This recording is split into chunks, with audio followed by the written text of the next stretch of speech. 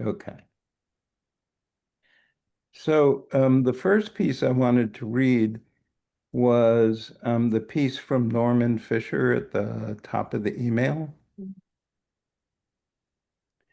So Norman said, the full perfection of the practice of patience can be effected with just this one practice, be of benefit to others. So before I continue reading Norman, I want to have a slightly different definition of others. Mostly we're talking about developing patience in our practice while we're meditating, and also in our practice of being mindful and generally equanimous and calm and during the course of our day. So the others that come visit us while we're meditating are thoughts, sounds, sights, sensations in the body, emotions in the heart. So if you read this again, and it says, the full perfection of the practice of patience can be effected with just this one practice, be of benefit to others. And we're defining the others in that way. Um, that really is important in our practice. So something arises while you're sitting, and you want to be a sanctuary for it. You want to allow it to unfold and blossom and be whatever it's going to be. But without getting entangled, without getting enmeshed, without seeing it as mine, as my job, as my responsibility.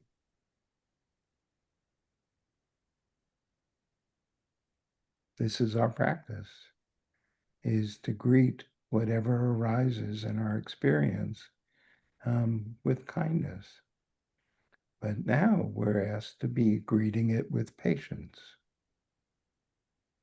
So what's the definition of patience? So in that 14-page thing, there was on the second page a very nice definition of patience that I liked. Pure patience is the kind of acceptance that acknowledges the presence of something without adding anything to it or covering it up. I'll read that again. Pure patience is the kind of acceptance that acknowledges the presence of something without adding anything to it or covering it up. So the full perfection of the practice of patience can be effected with just this one practice to be a benefit to others. So to go on with Norman, basically all I have said about the practice of patience amounts to something quite simple. Just keep going. Just keep going. Steady, calming, releasing, right? Just sustaining your intention. If you're practicing, stay with the breath. If you're washing dishes, stay with the washing dishes. If you're having a conversation, stay with the conversation. The practice of patience amounts to something quite simple. Just keep going. Don't let anything that happens, including setbacks of any sort, deter you. In fact, there will always be setbacks. Setbacks are a necessary part of the process. So whatever is going on, whatever disadvantageous or even catastrophic thing occurs, just remember Be a benefit to others. Be a blessing for others. Just try to help, even if it looks like there's nothing you can do. In fact, you can always do something. Say a prayer, have a kind thought, offer a kind word. It will help.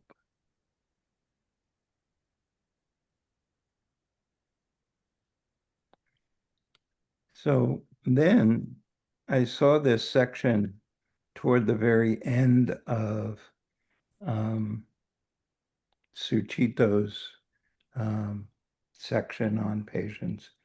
In the section he has on quotes. And this is a quote from, I guess, from the Buddha. And what I wanted to do is the same thing with it. I want to take this quote and I want to refer to it in the internal rather than the external. So when the Buddha says, others may address you in a timely way or an untimely way, what's being addressed is a thought is addressing you, an emotion is addressing you, a sensation in the body is addressing you. Maybe that thought or that sensation or that emotion arises in a timely way, maybe in an untimely way. So that's how I'm going to view this paragraph, as referring to experiences that happen internally. So this is the paragraph. There are these 5 aspects of speech by which others may address you: timely or untimely, true or false, affectionate or harsh, beneficial or unbeneficial, with a mind of goodwill or with malice. Others may address you in a timely way or an untimely way. They may address you with what is true or what is false. They may address you in an affectionate way or a harsh way. They may address you in a beneficial way or an unbeneficial way. They may address you with a mind of goodwill or a mind with malice. In any event, you should train yourselves. Our minds will be unaffected, and we will say no evil words. We will remain sympathetic to that other's welfare, with a mind of goodwill and without malice. We will keep pervading the other with an awareness imbued with goodwill. And beginning with this other, we will keep pervading the all-encompassing world with an awareness imbued with goodwill. Abundant, expansive, immeasurable, free from hostility, free from ill will. That's how you should train yourselves.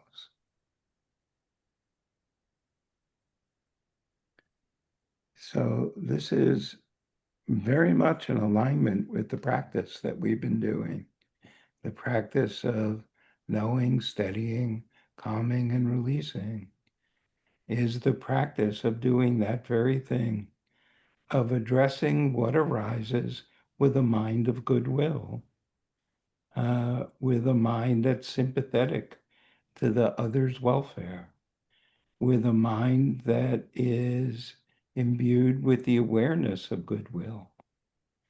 You know, all of this is what we do.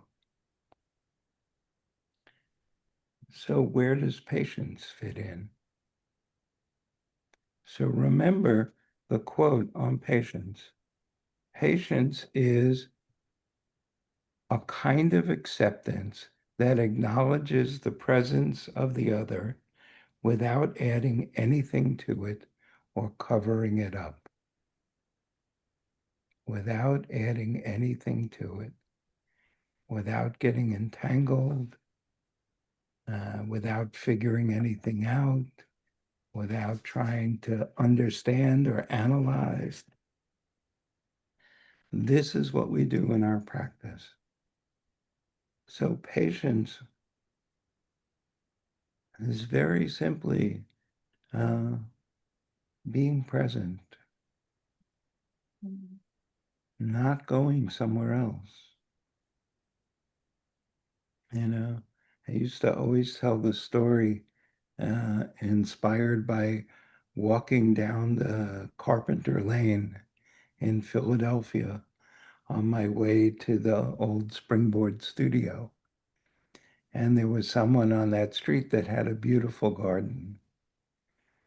And I realized one day I had two possibilities as I noticed the beauty and my curiosity about the garden. One was um, I could be patient. I could stop. I could bend down and smell the flower. I could look closely at the flower. I could look underneath the flowers. I could examine them, maybe touch them, and find out through my senses directly what it is that has given me so much pleasure in this garden, in these flowers. Or I could be impatient and I could take, a good strong glance at the flowers and then keep walking down the street and think about them. That's what we mostly do when we encounter anything, when we hear a sound, when we have a thought, when there's a sensation in our body, when we experience an emotion. Do we stay with it just as it is, patiently being aware that it's like this, being curious, feeling the flavor of it? Or do we head off and think about it, going away from the um, sensory experience that actually has occurred and moving away from it in order to have, you know, uh, to dance with a different partner, you know, to go somewhere else. So patience is being with. And for the most part, when I've been reading about patience, what everyone addresses is being patient with difficult things. Um, I thought that was interesting. I didn't see very many examples of being patient with the sunset or being patient with the rain crashing down in a deluge, you know, and just being there without going anywhere else, without thinking about it, just being present with, wow, this is cool. So mostly, um, and wisely, these teachers who write about patience are noting that we mostly get impatient with the uncomfortable,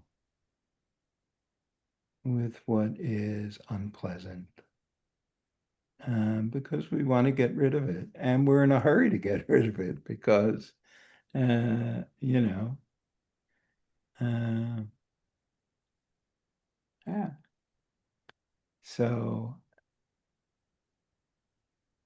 when something uncomfortable occurs, our task is to be patient and to treat the uncomfortable um, with that very energy of befriending, of being a sanctuary, of wishing it well, of just saying hello, come sit by me, Do you need a cup of tea? This is what we do with the discomfort, is we stay in our own boat, was a phrase we used. We don't wander off. We don't go somewhere else. We stay here. And this is especially important when we're trying to train ourselves. When we're trying to train ourselves to sustain our attention on what we intend to focus our attention on, right? Squirrely sentence.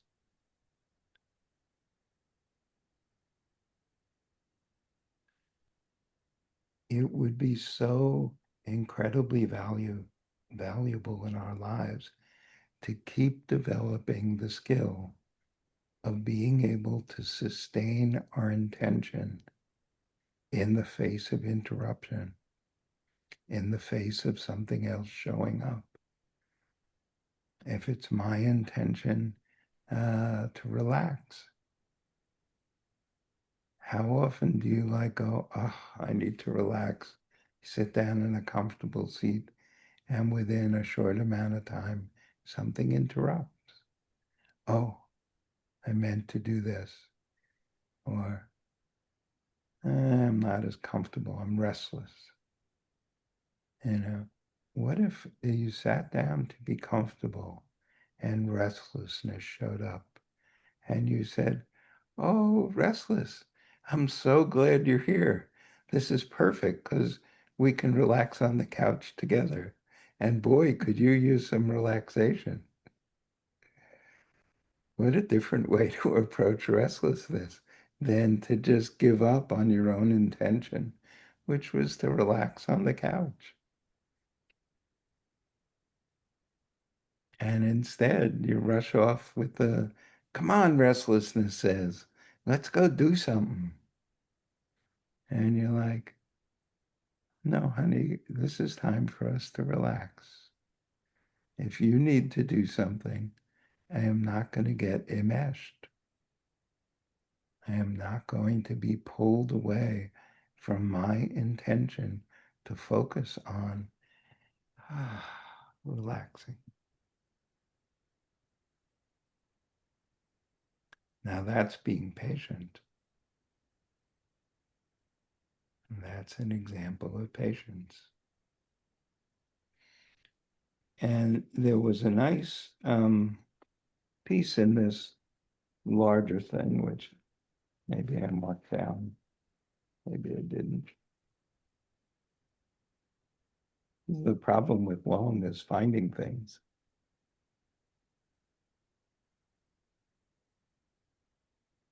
Oh, I guess I can do this. Says, to be patient, one has to apply energy. It's not a passive response, patience. The mind has to be clear and awake. Patience requires a courageous and full-hearted willingness to experience one's mind and its reflexes.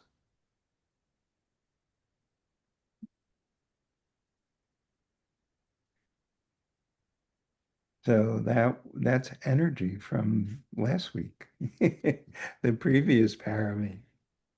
You have to join them together.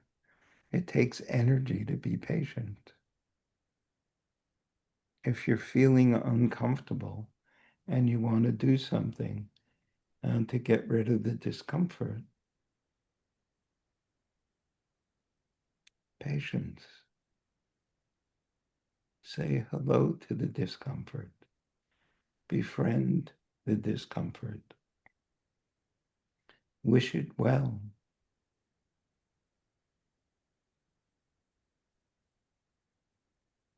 And then sit. Stay with your sit. So that's my introduction.